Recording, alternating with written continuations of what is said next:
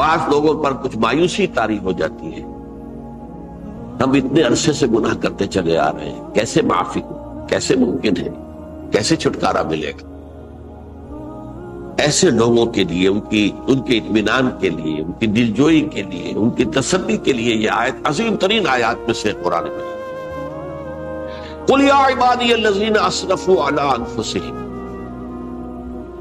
اے نبی کہہ دیجئے اے میرے وہ بندو جنہوں نے اپنی جانوں پر ظلم کیا ہے، ظلم اٹھایا ہے، زیادتی۔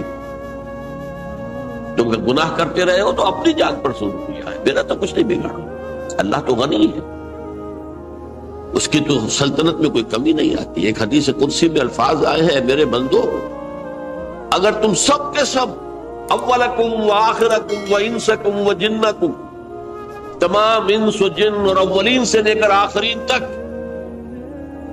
کسی بدترین انسان جیسے فاسق و فاجر ہو جائیں، سب ابلیس بن جائیں، تب بھی میری سلطنت میں کوئی کمی نہیں۔ اور اگر تم سب کے سب اولین و آخرین اور انس اور جن سب مل کر جو متقی ترین انسان ہو سکتا ہے ویسے بن جاؤ، ابو بکر صدیق بن جاؤ، تب بھی میری سلطنت میں کوئی اضافہ نہیں۔ تو اللہ تعالیٰ کا تو کچھ بگڑتا نہیں ہے، انسان گناہ کرتا ہے تو اپنا نقصان۔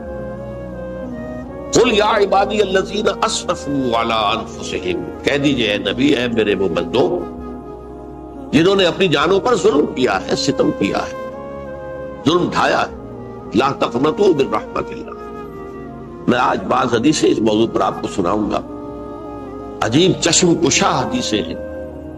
میں نے چونکہ اس موضوع پر گفتگو کرنی تھی تو میں نے کچھ اس مرتبہ احادیث کا تفحص کیا، تو واقعہ یہ ہے کہ بعض احادیث پڑھ کر خود میری جو ہے میرے علم میں اضافہ ہوا، ادھر میری توجہ آج تک نہیں گئی تھی۔ لا تقنطوا من رحمت اللہ، اللہ کی رحمت سے مایوس مت ہو۔ ان اللہ یغفر الذنوب جميعا، اللہ تعالیٰ تمام کے تمام گناہ معاف کرتا ہے۔ اللہ تعالیٰ کی قدرت ہے، اللہ کا اختیار ہے، اللہ کا فیصلہ ہے، لہذا مایوس نہ ہو، اصلاح کرو۔ احادیث تو میں بعد میں آپ کو سناؤں گا، اس سے پہلے اس کا فلسفہ سمجھ لیجئے اصل میں کیا ہے۔ دیکھیے، ایک ہے طبیعی اعمال، فزیکل، ان کا ہم دنیا میں اصول یہ دیکھتے ہیں کہ اس کے نتائج لازمی اور ان سے چھٹکارا نہیں مل سکتا۔ آپ نے سنکھیا کھایا ہے تو مریں گے، چائے کھانے کے بعد آپ نے خودکشی کا ارادہ کیا، سنکھیا کھا لیا، اب چاہے آپ پر ندامت ہو، پشیمانی ہو، پریشانی ہو، توبہ کریں، آپ بچنے کا کوئی سوال نہیں، مرنا ہی مرنا۔ اتنا یہ کہ اللہ تعالیٰ جو ہے اپنی معجزانہ کسی قدرت سے اس عمل کا جو طبعی نتیجہ ہے اس کو نکلنے سے روک۔ آگ کی فطرت ہے کہ وہ جلاتی ہے، اللہ کے حکم کے تحت حضرت ابراہیم کو اس نے نہیں جلایا، یا نار کونی بردن وسلام علی ابراہیم۔ لیکن یہ ہمیشہ نہیں ہوتا، یہ تو ایک دفعہ ہو گیا بس۔ اللہ جب چاہے اب بھی کر سکتا ہے، لیکن یہ روز روز نہیں ہوتا۔ روز روز جو بھی فزیکل لاز ہیں وہ چلتے ہیں، اگر وہ نہ چلے تو کوئی سائنس پاسبل ہی نہ ہو، کوئی ٹیکنالوجی ممکن ہی نہ ہو۔ یہ تو ان فزیکل کیمیکل لاز جو ہے ان کا دوام ہے، جس کی وجہ سے یہ ساری سائنس اور ٹیکنالوجی اب کہاں سے کہاں پہنچ رہی ہے کہ عروج آدم خاکی سے انجم سہمے جاتے ہیں کہ یہ ٹوٹا ہوا تارا کہیں وہی کا عمل نہ بن جائے۔ تو یہ توبہ جو ہے فزیکل اعمال میں مفید نہیں ہے، چاہے آپ پر یہ احساس میں کیا کر بیٹھا، کیا میں نے کیا، کیوں میں نے کھا لیا، یہ سن کیا، تو توبہ اثر کرتا۔ جو اخلاقی اعمال ہیں ان کا قانون یہ نہیں ہے، اخلاقی اعمال کے نتائج ختم ہو جاتے ہیں توبہ کے ساتھ۔ یہ ایک بہت بڑا قانون، بہت بڑا قانون۔ ایسا نہیں ہے کہ کسی گناہ سے انسان کی فطرت میں کوئی ایسی مستقل کجی واقع ہو جائے کہ جس کی اصلاح کی کوئی صورت ہی نہ ہو، یہ نہیں ہے۔ بڑے سے بڑے توبہ کرو، خلوص دل سے کرو، جو اس کے اصول ہیں، جو اس کے قواعد ہیں، جو اس کے ضوابط ہیں، جو اس کی شرائط ہیں، ان کو پورا کرو۔ تو بڑے سے بڑے برے سے برے اعمال، میں حدیثیں آج آپ کو سناؤں گا، حیران، کیونکہ عام طور پر یہی ہوتا ہے کہ مواعظ میں چونکہ لوگوں کو اصلاح کی ترغیب دلانی ہوتی ہے تو وہ جو انذار کا پہلو ہے اسے زیادہ نمایاں کیا ہے۔ اللہ کی طرف سے شدید ذو انتقام، اللہ انتقام دینے والا، اللہ سزا دینے والا، لیکن یہ دوسرا پہلو جو ہے وہ بھی اپنی جگہ پر بہت اہمیت کا، کہ طبیعی اعمال کے نتائج اور عواقب اور اخلاقی اعمال کے نتائج و عواقب کی ایک جیسے نہیں۔ اب اس معاملے میں تاریخ مذاہب عالم میں جو بہت بڑی غلطی ہوئی، تورات میں حضرت آدم اور حوا علیہ السلام سے جو غلطی اور خطا ہو گئی تھی، آپ اندازہ کیجئے کیا مقام اللہ نے عطا کیا تھا، سارے فرشتوں کو ان کے سامنے سجدہ کروا دیا تھا، اور ایک ہی حکم تو دیا تھا نا کہ اس درخت کے قریب نہ جانا، اور تو ابھی کوئی شریعت نہیں تھی، کوئی لمبے چوڑے احکام نہیں تھے، کھاؤ جہاں سے چاہو، اس ایک درخت کے پیچھے پاس نہ جانا، فَلَا تَقْرَبَا هَٰذِهِ الشَّجَرَةَ فَتَكُونَا مِنَ الظَّالِمِينَ۔ اور وہی کام کر بیٹھے حضرت آدم اور حضرت حوا علیہ السلام۔ کتنا بڑا لیکن قرآن نے وضاحت کر دی کہ آدم نے توبہ کی، اللہ نے معاف کر دی۔ اللہ تعالیٰ سے کلمات سیکھے، ندامت دل میں پیدا ہو گئی حضرت آدم، لیکن الفاظ نہیں تھے، کن الفاظ میں اللہ سے معافی مانگ، اسے خطا ہو گئی، بہت بڑی غلطی ہو، وہ الفاظ بھی اللہ نے سکھائے، فَتَلَقَّىٰ آدَمُ مِن رَبِّهِ كَلِمَاتٍ۔ یہ ہے جس میں کہ وہ علامہ اقبال کا ایک شعر ہے ان کے نوجوانی کے دور کا، جس پر میں بھول رہا ہوں کہ داغ دہلوی تھے یا کوئی اور تھے کہ جنہوں نے علامہ سے کہا تھا، میاں اس عمر میں اور یہ شعر، اس بڑی محفل میں بات آئی تھی کہ موتی سمجھ کے شان کریمی نے چن لیے، قطرے جو تھے میرے عرق انفعال کے، انفعال کہتے ہیں عربی میں پشیمانی، شرمندگی، اور عام طور پر جب کسی انسان پر پشیمانی اور شرمندگی طاری ہوتی ہے تو پیشانی جو ہے اس پر کچھ پسینہ سا آتا ہے، تو قطرے جو تھے میرے عرق انفعال کے موتی سمجھ کے شان کریمی نے چن لیے، اللہ کے نگاہ میں ان کی اتنی قیمت، ان کی اتنی وقت میرے بندے نے پشیمانی اختیار کی ہے، اپنے اس غلط کام کے اوپر اسے رنج اور افسوس ہو رہا ہے، تو اللہ کی نگاہ میں اس کی یہ عظمت ہے، یہ قدرت۔ تو اللہ تعالیٰ نے جب حضرت آدم کے دل میں وہ پشیمانی پیدا ہو گئی تو الفاظ نہیں تھے، کن الفاظ میں؟ ہم کہتے ہیں نا کہ مجھے سمجھ نہیں آ رہا کہ میں کس منہ سے آپ سے بات کروں، میری یہ حیثیت نہیں ہے، میں کن الفاظ میں اپنی جو ہے خطا کا اعتراف، تو اللہ نے وہ کلمات خود سکھا دیے، فَتَلَقَّىٰ آدَمُ مِن رَبِّهِ كَلِمَاتٍ فَتَابَ عَلَيْهِ إِنَّهُ هُوَ التَّوَّابُ الرَّحِيمُ۔ یہ چیز کہیں تورات جب دوبارہ مرتب ہوئی ہے تو وہ نکل گئی، اس میں رہ گئی، باقی اس میں شامل نہیں۔ یہ تاریخی اعتبار سے جان لیجئے، تورات جو ہے وہ آج سے 2500 بلکہ 2600 برس قبل سے دنیا سے غائب ہے۔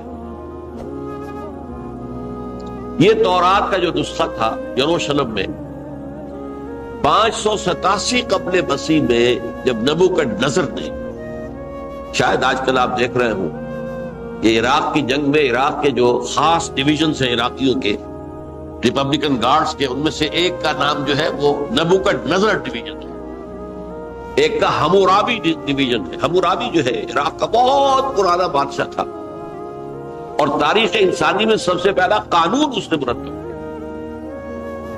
حمورابی۔ یہ بہت پرانی تہذیب ہے، دنیا کی غالباً سب سے زیادہ اینشنٹ تہذیب جو ہے وہ عراق کی ہے۔ حضرت ابراہیم یہی پیدا ہوئے شہر عور میں۔ تو نبوکدنضر نے جب تباہ کیا تھا یروشلم کو، 6 لاکھ آدمیوں کو قتل کیا اور 6 لاکھ کو قیدی بنا کر لے گیا بیبیلونیا، بابل کا لفظ بھی آج کل آ رہا ہے۔ کسی زمانے میں وہ عظیم شہر تھا دنیا کا، وہ معمولی سا شہر رہ گیا ہے، نئے شہر بڑھ گئے۔ تو اس وقت سے اس نے جب یروشلم میں جو ہیکل سلیمانی حضرت سلیمان کی بنائی ہوئی مسجد تھی اس کو جب گرایا ہے، اس کے بعد سے وہیں پر وہ نسخہ رکھا ہوا تھا، پھر دنیا میں وہ نسخہ آپ نہیں گیا۔ یہودیوں کا کہنا ہے کہ موجود ہے مسجد اقصی کے نیچے، وہ جب اس نے گرایا تھا تو جو نیچے تہخانے تھے وہ نہیں گرے تھے، وہ محفوظ رہے تھے، اوپر ملبہ آ گیا، اور وہیں پر وہ تورات اور وہ تابوت سکینہ جس میں حضرت موسیٰ کا عصا بھی رکھا ہوا ہے اور بہت سے وہ من اور سلوہ کے بھی کچھ نمونے رکھے ہوئے ہیں، وہ تابوت سکینہ اس کا قرآن مجید میں سورہ بقرہ میں ذکر ہے، وہ بھی موجود ہے، اور جو ربائی وہاں اس وقت تھے ان کے علماء، ان کی لاشیں بھی وہاں پڑی ہوئی ہیں، وہ جب ہم کھدائی کریں گے تو دنیا میں سامنے۔ لیکن بہرحال اس وقت جو مجھے کہنا تھا وہ یہ کہ چونکہ اصل تورات اس وقت گم ہو گئی، 150 سال کے بعد اسے پھر یادداشتوں سے کچھ مرتب کیا گیا تو اس میں غلطیاں پیدا ہوئی۔ اب انسانی یادداشت کا معاملہ آ گیا نا، انہی میں سے ایک بڑی غلطی یہ ہوئی، اومیشن یہ ہوئی کہ حضرت آدم نے جو توبہ کی اور اللہ نے قبول فرما لیا، اس کا ذکر اس میں نہیں۔ اس سے نتیجہ عیسائیوں نے کیا اختیار کیا کہ وہ اوریجنل سن کہتے ہیں اسے، وہ جو ابتدائی گناہ تھا عظیم جو ہمارے جد امجد آدم سے سرزد ہوا تھا، اس گناہ کا اثر جو بھی بچہ نسل آدم میں پیدا ہوتا ہے وہ لے کر آتا ہے۔ یہ زمین و آسمان کا فرق ہے۔ اسلام کے نزدیک ہر بچہ جو پیدا ہوتا ہے وہ معصوم ہے، بلکہ مسلم ہے۔ کل مولود یولد علی الفطرہ، جو بھی بچہ پیدا ہوتا ہے وہ فطرت اسلام پر پیدا ہوتا ہے۔ فَأَبَوَاهُ يُهَوِّدَانِهِ أَوْ يُمَجِّسَانِهِ أَوْ يُنَصِّرَانِهِ، یہ تو والدین ہیں اس کے جو اسے مجوسی یا عیسائی یا یہودی بنا لیتے ہیں، ورنہ وہ تو مسلمان ہوتا ہے، فطرت کی کلین سلیٹ لے کر۔ عیسائیت کہتی ہے ہر انسان جو پیدا ہوتا ہے بنیادی طور پر گناہگار ہے، اپنے جد امجد کے گناہ کا بوجھ لے کر آ رہا ہے۔ اب اس کا علاج انہوں نے پھر کیا تجویز کیا، یہ ہے کہ ایک غلطی پر دوسری غلطی اور دوسری پر تیسری غلطی، خشت اول چون حد بیمار کج تاثریہ بھی ربط دیوار کج۔ اب اللہ نے جب دیکھا اب تو ہر بندہ جو ہے آدم کی اولاد کا بنیادی طور پر پیدائشی طور پر گناہگار ہے، تو اب کیا کیا جائے؟ تو اللہ نے اپنا اکلوتا بیٹا، صلبی بیٹا مسیح یسوع اسے زمین پر بھیجا۔ یہ الفاظ میرے ہیں کہ اسے قربانی کا بکرا بنا کر اور ان سب کی طرف سے قبول کر لیا، گناہگاروں کی طرف سے، کہ ان کے گناہ کا کفارہ ہو جائے گا جو عیسیٰ کو مان۔ یہ عقیدہ ہے عیسائیت۔ جڑ کیا ہے کہ گناہ ہو گیا تو گناہ کا اثر تو رہے گا۔ قرآن یہ کہتا نہیں، اللہ دھو دے گا، تمہاری سیرت و کردار کے اوپر بھی جو داغ ہیں دھل جائیں گے، اور تمہارے نامہ اعمال میں جو دھبے ہیں وہ بھی دھل جائیں گے۔ توبہ کرو، توبوا الی اللہ توبۃ نصوحا، کرو وہ توبہ کے جو بالکل خلوص دل کے ساتھ ہو۔ اب میں ذرا آپ کو کچھ احادیث سنانا چاہتا ہوں۔ ایک طرح کا یہ تبشیر کا پہلو ہے آج ہماری گفتگو میں کہ جو نمایاں ہوگا۔ یہ بعض احادیث تو چھوٹی چھوٹی ہے اور یہ بہت مرتبہ میری گفتگو میں آ چکی ہے، صرف اس وقت حوالہ دے کر گزر جاؤں گا۔ یہ ترمذی اور ابن ماجہ میں حضرت انس ابن مالک رضی اللہ تعالی عنہ سے روایت ہے، حضور نے فرمایا کل بنی آدم خطاؤون وخیر الخطائین التوابون، تمام بنی آدم خطا کار ہے، خطا کار بھی نہیں، بہت خطا کار، بہت خطا کار، لیکن ان خطا کاروں میں بہتر لوگ وہ ہیں کہ جو خوب توبہ کرتے ہیں۔ غلطی ہو گئی توبہ کر۔ اور ایک اور حدیث میں آپ کو بتاؤں گا کہ یہ نہیں ہے کہ پھر کبھی وہ غلطی نہ ہو، اس وقت آپ یہ لگا لیں اپنے اوپر یہ کام میں نے نہیں کرنا، اور ایک دفعہ وہ کام چھوڑ دیں تو توبہ ہو گئی۔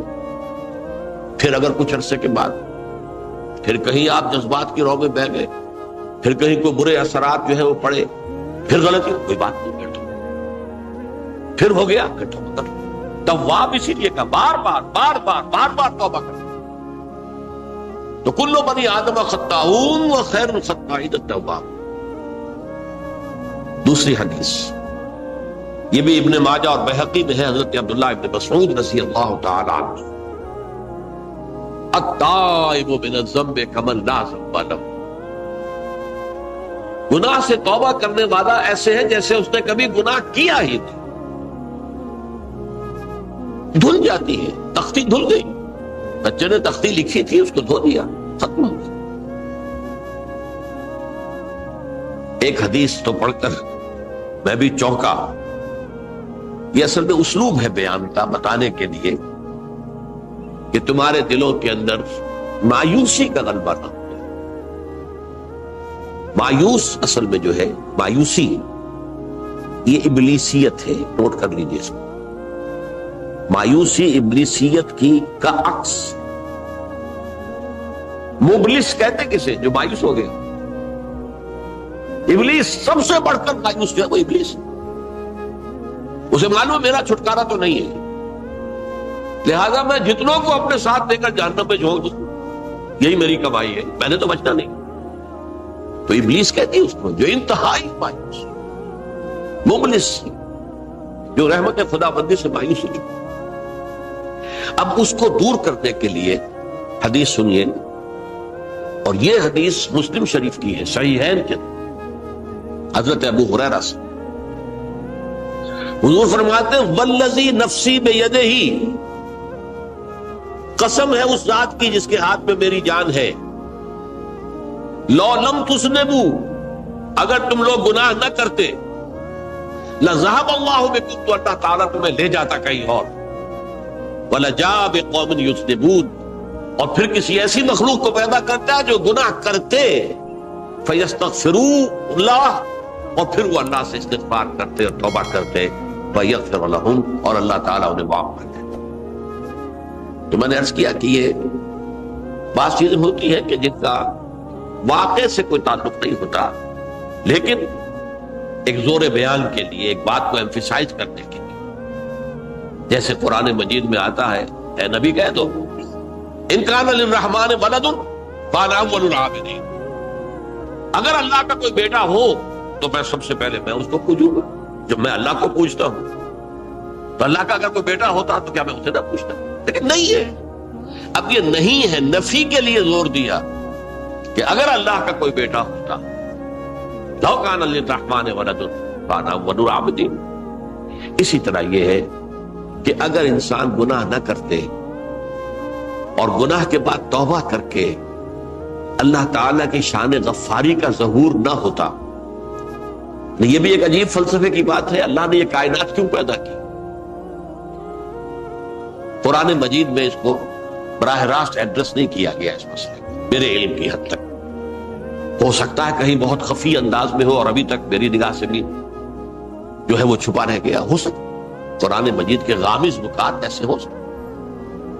کوئی شخص، میں تو کہتا ہوں کہ اگر کوئی شخص کہتا ہے، میرے بارے میں ایک عالم دین نے کہہ دیا تھا کہ اسے قرآن پر بڑا عبور حاصل ہے، تو میں نے انہیں پیغام پہنچایا، جن صاحب نے مجھے ان کا یہ جملہ سنایا تھا کہ آپ نے قرآن کی توہین کی ہے، قرآن پر عبور کسی انسان کو نہیں۔ عبور کا مفہوم کیا ہے؟ دریا کے دو کنارے ہیں، آپ اس کنارے سے اس کنارے چلے گئے تو آپ نے عبور کیا دریا۔ قرآن کے کنارے ہیں ہی نہیں، لا پیدا کنار۔ لہذا یہ کہہ دینا کسی کے بارے میں کہ قرآن مجید، اب انہوں نے تو ایک طرح سے میری تعریف کی تھی، میرے ایک ساتھی سے جملہ کہا تھا، ان کے وہ عزیز تھے، تو گویا کہ وہ جو میری تنظیم میں تھے ان کو خوش کرنے کے لیے کہہ دیا ہو، یا جو بھی ہو، ان کے دلی جذبات ہو سکتا ہے کہ میں نے کہا انہیں یہ میرا پیغام پہنچا دیجئے، آپ نے قرآن کی توہین کی۔ قرآن پر عبور کسے ہو سکتا؟ نہ معلوم کتنے مقامات ہیں کہ جہاں امام راضی بھی کھڑے ہوئے ایسے نظر آتے ہیں، دہشت زدہ، اعلم من هذا المقام مقام غامض مہیب عمیق، ہوشیار کے رہ مردم تیغست قدم رہا، ہوشیار ہو جاؤ، یہ بڑا خطرناک مقام ہے، بہت مشکل مقام ہے، اس کی تہ تک پہنچنا کسی کے لیے ممکن نہیں ہے۔ سورہ حدید کی آیت هو الاول والآخر والظاہر والباطن پر یہ الفاظ ہیں جو امام راضی نے لکھے۔ تو اس لیے میں آپ سے عرض کر رہا ہوں کہ یہ کہنے کا انداز ہے، والذی نفسی بیدہ لو لم تذنبوا، اس ہستی کی قسم جس کے ہاتھ میں میری جان ہے، اگر تم گناہ نہ کرتے، تو میں عرض کر رہا تھا تو اللہ کی شان غفاری کیسے ظاہر ہوتی؟ اللہ نے کائنات کیوں پیدا کی؟ کنت کنزا مخفیا فاحببت ان اعرف فخلقت الخلق۔ محدثین کرام اگرچہ اس حدیث کی سند کو پختہ نہیں مانتے ہیں، لیکن اکثر مفسرین نے اس کو تسلیم کیا ہے۔ علامہ آلوسی نے تسلیم کیا کہ میں ایک چھپے ہوئے خزانے کے مانند تھا، اب خزانہ کہیں پڑا ہے، اس کا کیا حاصل کیا ہے؟ وہ تو کہیں کھلے، کسی کے پاس جائے، کوئی اسے فائدہ اٹھائے، تب تو فائدہ ہوا نا۔ تو کنت کنزا مخفیا، میرے اندر طاقت تھی، قوت تھی، خلاقی تھی، میری شان ساری میرے اندر ہی اندر تھی نا۔ کنت کنزا مخفیا فاحببت ان اعرف، تو میں نے یہ چاہا کہ مجھے پہچانا جائے۔ فخلقت الخلق، تو میں نے خلق کی تخلیق کی، اب مجھے پہچانو اس کائنات کے ذریعے سے، یہ میری تخلیق ہے، آؤ دیکھو۔ ایک مصور اپنی تصویروں کی نمائش لگا، دیکھو میرے شاہکار، آؤ دیکھو، یہ میرے فن کے کمال کے نمونے، آؤ دیکھو۔ تو یہ ہے سب، دیکھو زمین آسمان، ان فی خلق السماوات والارض واختلاف اللیل والنہار والفلک التی تجری فی البحر بما ینفع الناس وما انزل اللہ من السماء من ماء فاحیا بہ الارض من بعد موتها۔ یہ ساری آیات ہیں محترم، اور اسی لیے انسان کو پیدا کیا جس میں یہ فیکلٹی آف اپریسیشن، اللہ کے حسن و جمال و کمال کو پہچاننے کی صلاحیت ہے۔ ورنہ ظاہر بات ہے کہ یہ جمادات کیا پہچانیں گے اللہ کو، پہاڑ کیا پہچانے گا اللہ کو پہچاننے کی صلاحیت انسان۔ تو یہ چونکہ ایک فلسفہ ہے باقاعدہ کہ اللہ نے تعالیٰ، اسی سے میں کہہ رہا ہوں اگر گناہ نہ ہوتا اور پھر توبہ نہ ہوتی اور میں اس کو معاف نہ کرتا تو میری شان غفاری کا ظہور کیسے ہوتا؟ تیری شان ہے نا، غفار بھی ہوں، ستار بھی ہوں، اس کا ظہور کیسے؟ تو والذی نفسی بیدہ لو لم تذنبوا لذهب اللہ بکم ولجاء بقوم یذنبون فیستغفر اللہ فیغفر لهم۔ اگر تم لوگ گناہ نہ کرتے تو اللہ تمہیں ختم کر کے کوئی اور ایسی مخلوق پیدا کرتا کہ جو گناہ کرے اور پھر وہ توبہ کرے اور اللہ اسے معاف۔ اسی سے ملتی جلتی ایک حدیث ہے، یہ امام احمد اور امام بہقی لائے ہیں، اور اس کے راوی حضرت علی ہے رضی اللہ تعالی عنہ۔ ان اللہ یحب العبد المؤمن المفتن التواب، اللہ تعالیٰ کو بہت محبت ہے، یحب۔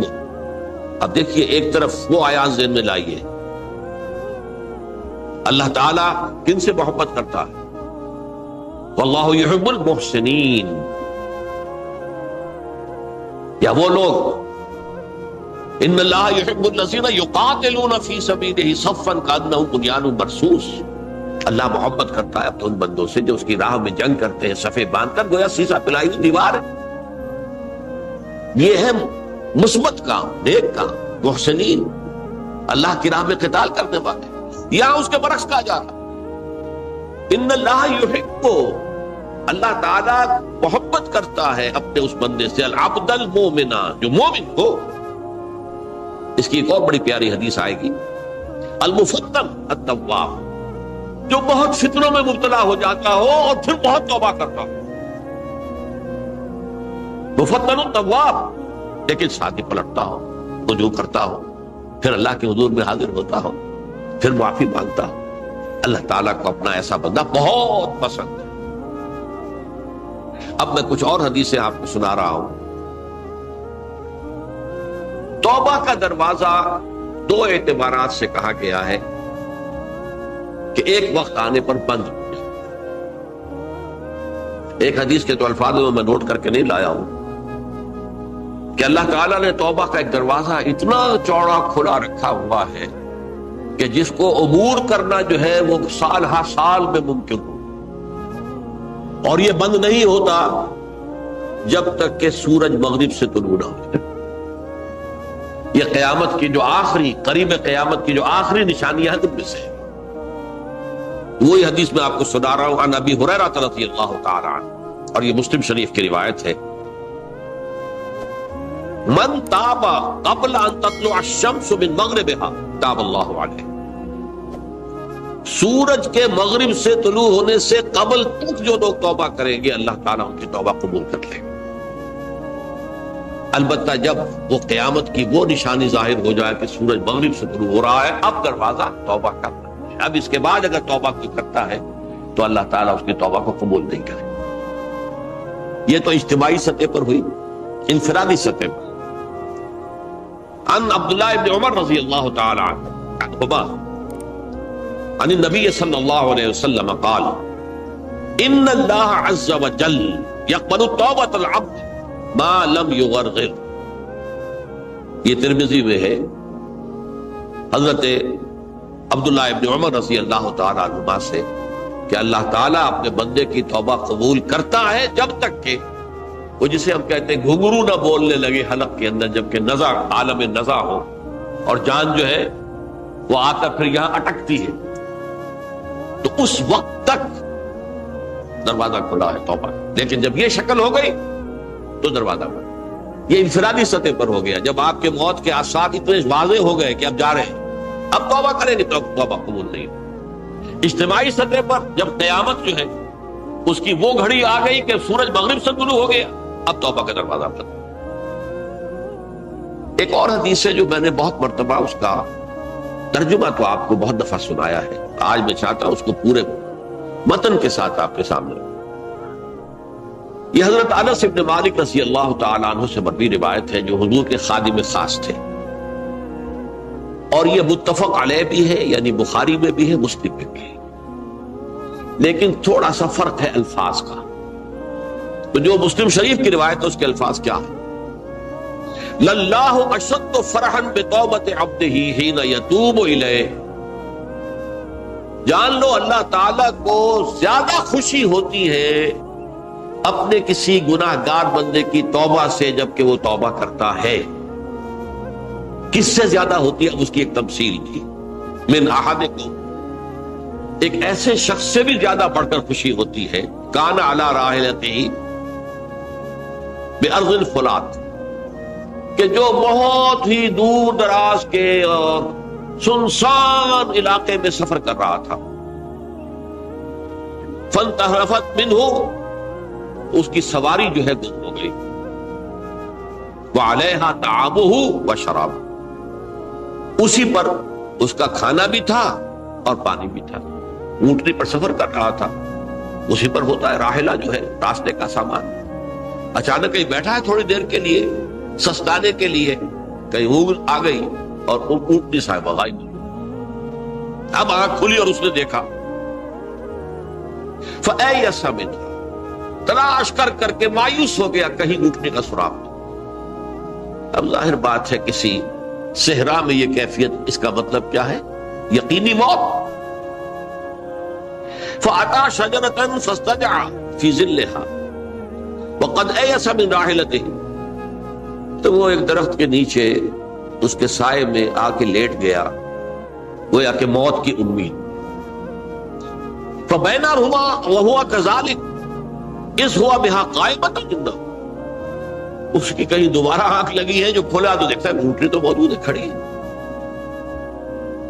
تو وہ فوراً اس کی وہ جو رسی ہے وہ پکڑتا ہے، فَأَخَذَ بِخِتَامِهَا ثُمَّ قَالَ مِن شِدَّةِ الْفَرْقِ، اب جو اسے مسرت ہوئی اس کا آپ اندازہ کر سکتے ہیں، ایک یقینی موت کا معاملہ آ چکا تھا، اور اچانک اللہ تعالیٰ نے کھوئی ہوئی اونٹنی جو ہے وہ واپس دلا دی۔ تو وہ کہنا تو یہ چاہتا تھا، اللہ تو میرا رب ہے، میں تیرا بندہ ہوں، لیکن جسے ہم کہتے ہیں کہ خوشی کی انتہا فرط مسرت میں ایسی زبان لڑکھڑائی، اس نے کہا اللہم انت عبدی وانا ربک، اے اللہ تو میرا بندہ ہے، میں تیرا رب۔ یہ کہنا تو یہ کیا ہے؟ فرط مسرت، جسے آپ خوشی کی انتہا، کہ جس میں انسان جو ہے اتنی بڑی خطا کر بیٹھتا ہے۔ اللہ کو اپنے کسی گناہ گار بندے کی توبہ سے اس سے بھی زیادہ خوشی۔ اب ظاہر بات ہے کہ تماثیل کس لیے؟ بعض لطائف، بعض حقائق اتنے لطیف ہوتے ہیں کہ ان کو بیان نہیں کیا جا سکتا بتمام کمال، تو مثالوں کا سہارا لیتے ہیں۔ اللہ کو کتنی خوشی ہوتی کیا سمجھیں گے؟ لہذا یہ مثال تو سمجھ میں آ گئی نا کہ ایک لقودق صحرا میں انسان سفر کر رہا تھا، ایک ہی اونٹنی ہے، اسی پر اس کا پانی ہے، اسی پر اس کا کھانا ہے، کہیں ٹھہرا ہے تھوڑی دیر کے لیے اور اونٹنی غائب، اور اس کے بعد تلاش کر کے شمال مغرب جنوب ہر طرح دیکھ لیا، اب تک کہیں اونٹنی کا سراغ نہیں۔ اب موت کے انتظار میں لیٹ گئے کہ اچانک دیکھتا ہے کہ اونٹنی موجود، تو وہ شدت فرح میں یہ کہہ بیٹھتا ہے اللہم انت رب انت عبدی وانا ربک انا للہ و انا الیہ راجعون۔ اب دیکھیے ایک حدیث وہ آ رہی ہے اور اس کو یوں سمجھیے، اللہ تعالیٰ نے جو انسان پیدا کیے ہیں ان کے مزاج مختلف،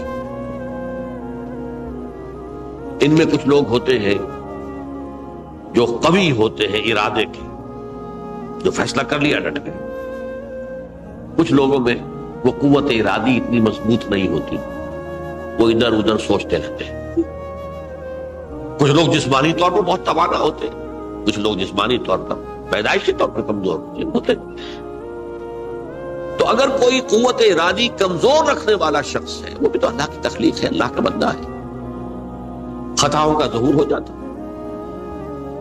توبہ کرتا ہے، پھر کچھ عرصے کے بعد پھر خطا کا ظہور ہو جاتا ہے، پھر توبہ کرتا ہے، تو ہم تو یہ سمجھیں گے کہ ایک حد کے بعد پھر اس کی توبہ قبول نہیں ہوتی چاہیے۔ لیکن حدیث سنیے، وعن ابی ہریرہ رضی اللہ تعالی عنہ قال قال رسول اللہ صلی اللہ علیہ وسلم ان عبدا اذنب ذنبا، یقیناً ایک بندہ جو ہے وہ ایک گناہ کرتا ہے، فقال، پھر وہ کہتا ہے رب، اے میرے پروردگار، اذنبت فاغفر لی، مجھ سے گناہ ہو گیا ہے، مجھے معاف۔ فقال ربہ، تو پروردگار یہ کہتا ہے اعلم عبدی ان لہ ربا یغفر الذنب ویاخذ بہ، میرا یہ بندہ یہ جانتا ہے کہ اس کا ایک رب ہے جو گناہ معاف بھی کر سکتا ہے اور سزا دے بھی سکتا ہے۔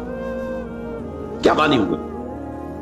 گناہ اس نے کیا ہے لیکن جانتا ہے اللہ کہ وہ معاف بھی فرما سکتا ہے، تبھی تو وہ اللہ سے معافی کی درخواست کر رہا ہے۔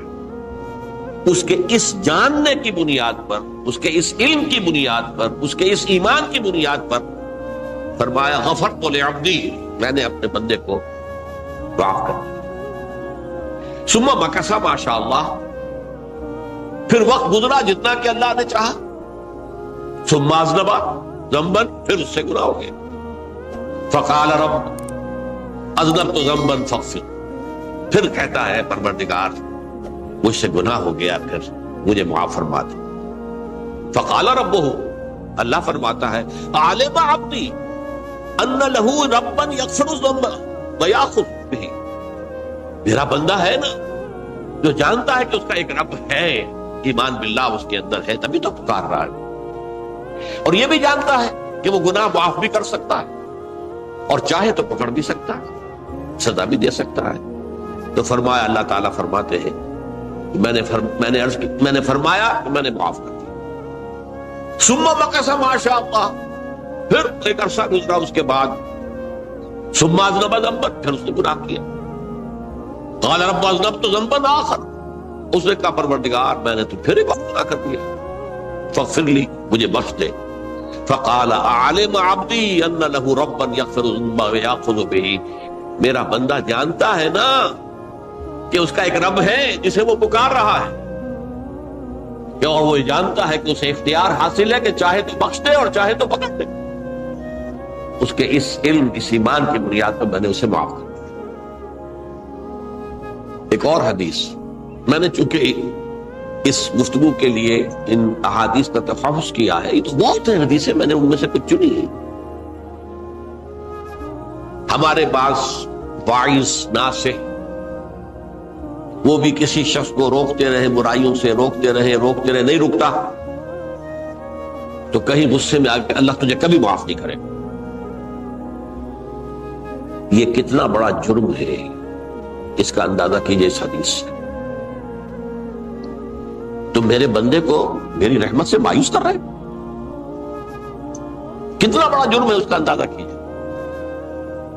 یہ مسلم شریف کی روایت ہے عن جندب، حضرت جندب رضی اللہ تعالی عنہ سے، ان رسول اللہ صلی اللہ علیہ وسلم حدث، کہ اللہ کے رسول صلی اللہ علیہ وسلم نے ایک واقعہ بیان کیا، ان رجلا قال،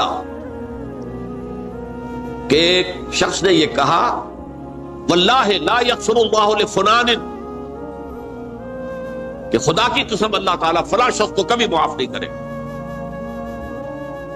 وَأَنَّ اللَّهَ تَعَالَى قَالَ، اس پر اللہ تعالیٰ نے یہ فرمایا، مَنْ ذَا الَّذِي يَتَعَالَّىٰ عَلَيَّ، یہ کون ہے جو میرے اوپر حکومت کرنے والا آ گیا، جو میری طرف سے حکم لگا رہا کہ میں کبھی معاف نہیں کروں گا۔ مَنْ ذَا الَّذِي، کون ہے وہ شخص، الَّذِي يَتَعَالَّىٰ عَلَيَّ انی لا اغفر لفلان، کہ میں فلاں شخص کو کبھی معاف نہیں کروں گا، قد غفرت لفلان، اس کو تو میں نے معاف کر دیا، وَأَحْبَطْتُ عَمَلَهُ، اس شخص کے تمام اعمال میں نے ضائع کر دیے کہ تم نے میرے بندے کو مایوس کیا۔ یہ ہے جرم کی انتہا۔ تو توبہ کی دعوت دیتے رہو، توبہ کے لیے لوگوں کو آمادہ کرتے رہو، توبہ جو ہے اس کے لیے ترغیب دیتے رہو، اللہ تعالیٰ معاف فرمانے والا۔ اب آخری حدیث سنا رہا ہوں، یہ تو بہت ہی عجیب حدیث ہے اور متفق علیہ، یہ بخاری اور مسلم دونوں میں۔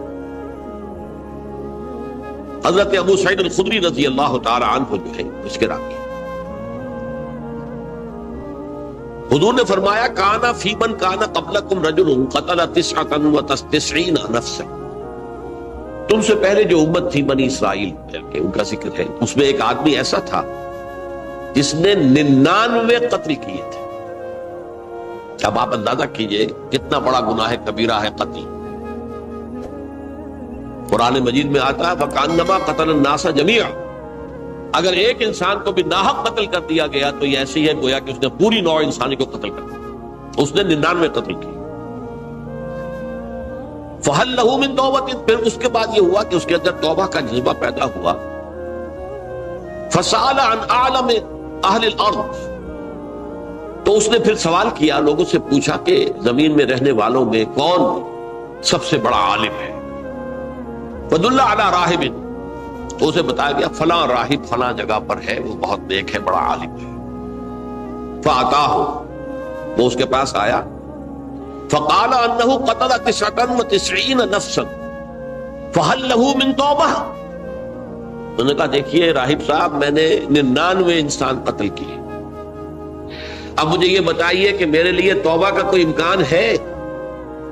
فقال لا، اس نے کہا نہیں۔ فقتلہ، اس نے اس کو بھی قتل کر دیا۔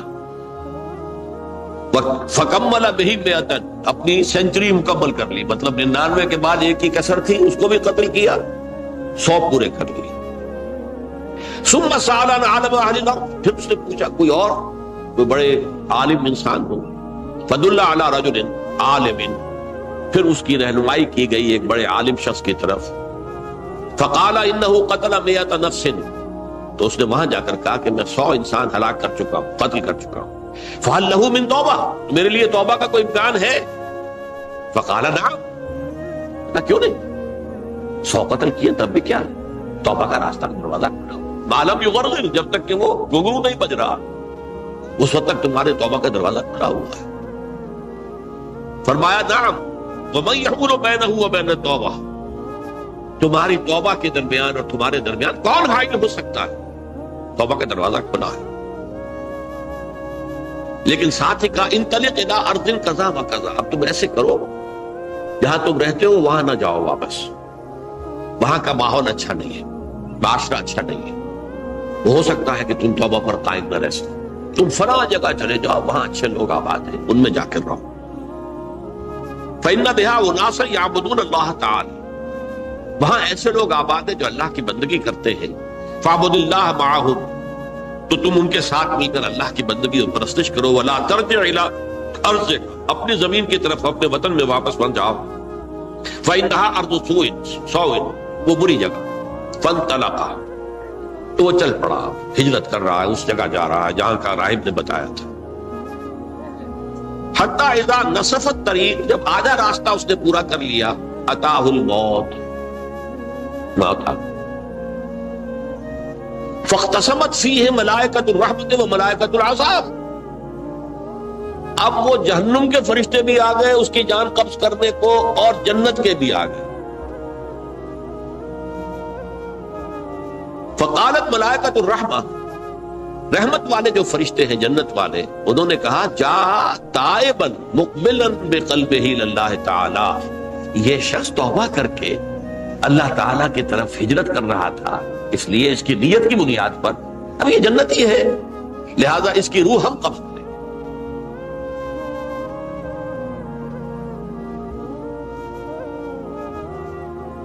وقالت الملائکۃ العذاب، اور وہ جو عذاب والے فرشتے ہیں وہ کہیں گے انہ لم یعمل خیرا قط، اس نے توبہ کے بعد کوئی نیک عمل تو کیا ہی نہیں، تو کس بنیاد پر اس کو تم جنت میں لے جاؤ، اس کو تو دوزخ میں جانا چاہیے. فاتاہ ملک فی صورت آدمی، تو ان کے پاس اللہ نے ایک اور فرشتے کو بھیج دیا آدمی انسانی شکل کے اندر. فجعلوہ بینہم، تو ان فرشتوں نے کہا بھائی ہمارا فیصلہ کرا دو، اس کی روح ہم لینا چاہتے ہیں یا ہم لینا چاہتے ہیں. انہیں حکم بنا دیا. فقال قیسوا ما بین الارضین فإلی ایتہما کان اقرب، کہ تم فاصلہ ناپ لو جہاں سے وہ چلا ہے اور جہاں جا رہا تھا، اور یہاں اس کی موت ہو رہی ہے، تو کون سا فاصلہ زیادہ ہے. جب ناپا گیا، بلکہ ایک حدیث میں آتا ہے کہ اس پر اللہ نے زمین کو جو ہے حکم دے دیا، ایک طرف والی زمین تو سکڑ جا، دوسری والی جو ہے تو پھیل جا، تاکہ وہ جو جدھر جو جا رہا تھا وہ زیادہ قریب ہو جائے بنسبت اس کے کہ جہاں سے چلا تھا. تو اس فیصلے پر پھر جو فرشتے تھے جو کہ رحمت کے فرشتے تھے وہ اس بندے کو لے گئے جنت. یہ ہے توبہ کی عظمت اور اس کی تاثیر. اب آئیے اجتماعی توبہ کا طریقہ کار جو میں نے بہرحال بیان کیا ہے. پہلے افراد توبہ کریں اور صحیح توبہ کریں. صحیح توبہ کیا ہے؟ ہماری زندگیوں میں کوئی حرام شے ہے فوراً نکال باہر ہماری معاشرت میں، اور اس معاشرے میں رہتے ہوئے جو قانون ہے جس کے ہم پابند ہیں. ہم کسی زانی کو رجم نہیں کر سکتے، ناممکن ہے، یہ تو قانون ہی بنے گا تب ہوگا. ہم کسی چور کا ہاتھ نہیں کاٹ سکتے، تو قانون بنے گا تو ہوگا. تو ہم جن چیزوں پر عمل نہیں کر سکتے قانوناً، ان کے علاوہ باقی پوری شریعت جس پر عمل کیا جا سکتا اس پر عمل پیرا. سود میں بند نہیں کر سکتا، بینکوں کو میں آگ نہیں لگا سکتا، اور بینکوں کو آگ لگا دیں گے تب بھی سود تو ختم نہیں ہوگا. لیکن یہ تو کر سکتا ہوں نا کہ براہ راست سود میں ملوث نہ ہوں، سود پر قرضہ لے کر اپنا کاروبار نہ چمکاؤں نہ بڑھاؤں، سود پر قرضہ لے کر اپنے مکان نہ اونچا کروں، یہ تو کر سکتا. تو کم سے کم جو ڈائریکٹ کسی نے قانون نہیں بنایا کہ لازم ہے آپ پر کہ آپ سودی قرضہ لیں اور اپنی بلڈنگ عالی شان بنا دیں، کسی نے نہیں کی. یہ اگر کر رہے ہیں تو آپ مجرم ہیں. آپ کے معاشرے میں کوئی قانون نہیں بنا کہ پردہ ختم، برقع حرام. مصر یہ ترکی میں تو کر دیا گیا برقع حرام. وہاں تو سر کو اوپر جو ہے ڈھانپنا جو ہے، اسکارف لینا بھی ممنوع ہے. یہاں تو نہیں ہے. پھر یہاں جنہوں نے چھوڑا ہے مجرم خود ہے. یہاں تو اللہ کا شکر ہے کوئی ایسا مصطفیٰ کمال پیدا آج تک نہیں ہوا ہے کہ جس نے ان چیزوں کا حکم دیا. ہاں ترغیب ہے ذرائع ابلاغ کے ذریعے سے، فحاشی ہے، عریانی ہے، لیکن چوز آپ خود کرتے ہیں، فیصلے کا اختیار آپ کا آپ کا. تو جن چیزوں کے اندر بھی گناہ سے بچنے کا امکان ہے اس کو عملاً ترک کیا جائے. اور نمبر 2، عزم مصمم کر لیا جائے کہ اللہ اب بقیہ زندگی جتنی بھی ہے اس میں اپنی توانائیاں، اپنی قوتیں، اپنی صلاحیتیں صرف کروں گا تیرے دین کی تبلیغ اور تیرے دین کے قائم کرنے کی جدوجہد. عزم مصمم. یہ لوگ اگر 14 کروڑ میں 14 لاکھ بھی ہو جائیں، بہرحال 2-4 کی توبہ کرنے سے ملک کی قسمت نہیں بدلتی. معتدل تعداد کے اندر جو ہے یہ لوگ اگر ایسے ہو جائیں، اور پھر یہ کہ وہ مل کر اگر زور لگائیں، تو واقعتاً اس ملک کے اندر شریعت اسلامی کا نفاذ ہو سکتا ہے، اللہ کا نظام قائم کیا جا سکتا ہے. یہ ملک بنایا اسی لیے گیا.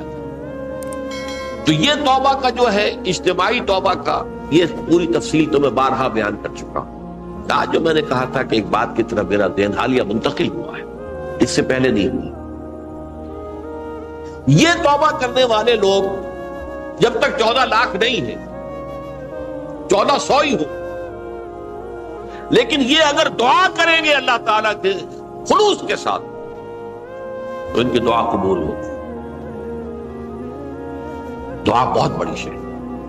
الدعاء مخ العبادہ. ٹھیک ہے، بڑا لمبا راستہ لگتا ہے یہ کہ 14 لاکھ انسان توبہ کرے یا 2 لاکھ یا 3 لاکھ انسان توبہ کرے، صحیح معنی میں توبہ کرے، اور پھر وہ جمع ہو، ایک طاقت بنے، تن من دھن لگانے کے لیے، جانے دینے کے لیے تیار ہو جائے. تو لگتا ہے یہ کہ کافی لمبا ہے کہ دراز و دور دیدم رہو رسم پارسائی. یہ تو بڑا لمبا راستہ ہے. اسی سے لوگ کہتے ہیں کہ پھر کیا حل ہوا؟ تو حل جو ہے تو کوئی عملی حل تو نہیں ہوا. اس میں میرا ذہن منتقل ہوا ہے دعا. اجیب دعوت الداعی اذا دعان امن یجیب المضطر اذا دعاہ. بھلا وہ کون ہے جو کسی مضطر کسے کہتے ہیں؟ ایک شخص نہایت پریشان حال ہو گیا، نہایت پریشان حال، اور میں اللہ کو پکارے، پروردگار تو میری دستگیری فرما. اللہ کسی اور طرف مجھے کوئی توقع نہیں رہی، کوئی نہیں رہا جس سے مجھے کوئی امید. یہ مضطر اضطرار کی حالت میں آتا ہے، جب بالکل بے چین ہو کر اللہ کو پکارتا ہے تو اللہ اس کی دعا قبول کرتا ہے.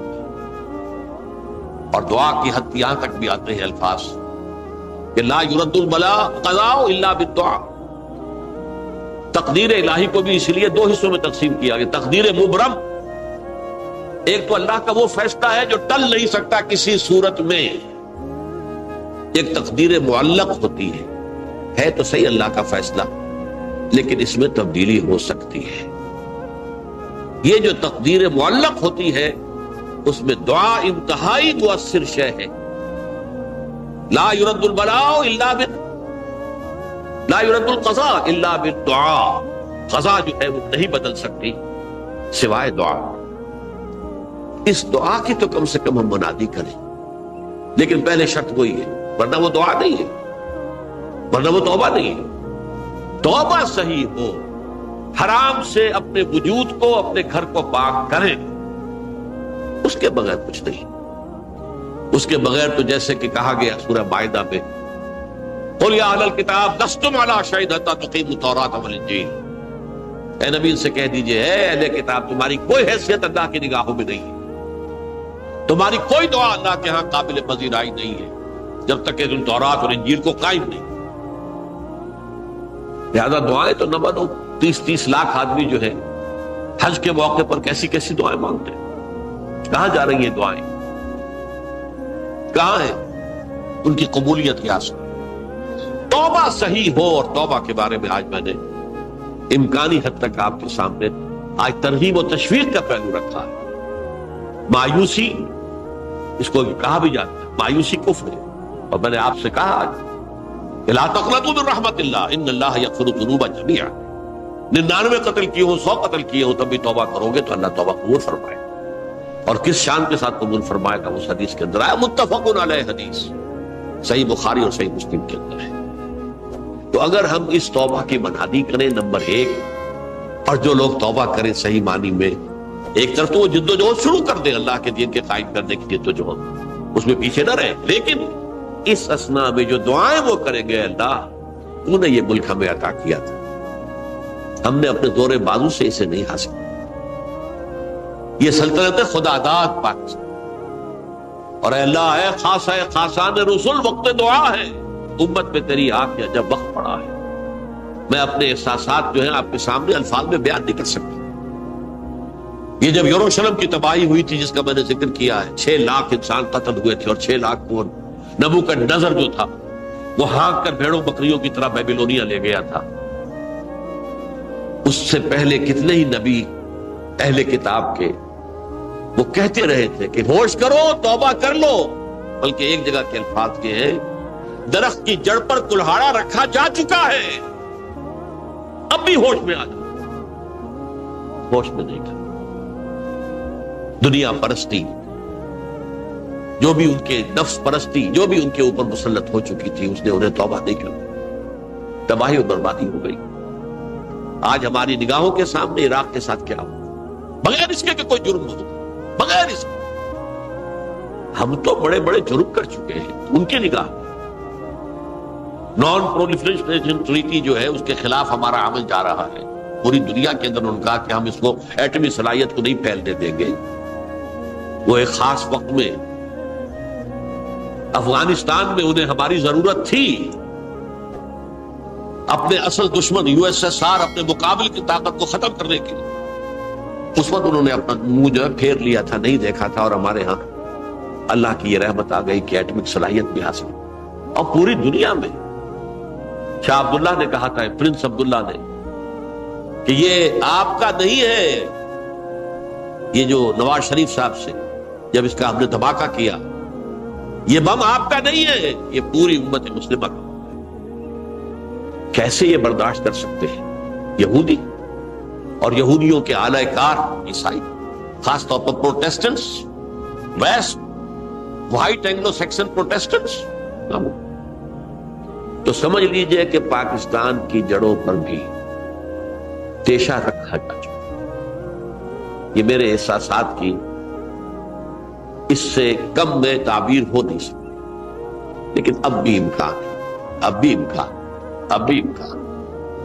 توبہ کرو، توبہ کراؤ، مل جل کر طاقت بنو، کوشش کرو کہ یہاں اسلام کا نظام آ جائے، اور اس اسنا میں بھی دعا کرو اللہ تعالیٰ سے کہ اللہ ہمیں مہلت عطا فرما دے، ہمیں کچھ اور مہلت عطا فرما دے، اے اللہ ہمیں کچھ اور مہلت عطا فرما دے۔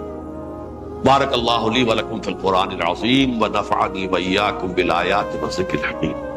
اگر آپ کو ہماری ویڈیو اچھی لگی ہو تو ہمارے چینل کو سبسکرائب ضرور کریں۔ ڈاکٹر اسرار احمد رحمت اللہ علیہ کی وفات کے لیے سورہ فاتحہ پڑھ کر کامنٹ میں آمین لکھیں۔ شکریہ۔